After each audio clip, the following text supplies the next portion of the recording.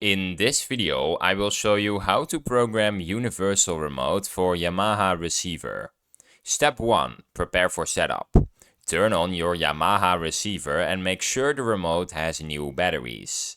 Find the list of Yamaha codes in the remote's instruction manual.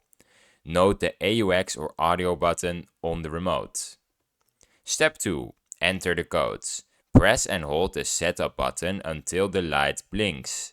Enter the 4 or 5-digit code for Yamaha. The indicator light will blink to confirm the entry.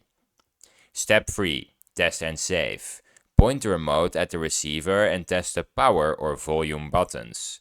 If the receiver responds, press enter or stop to save the settings.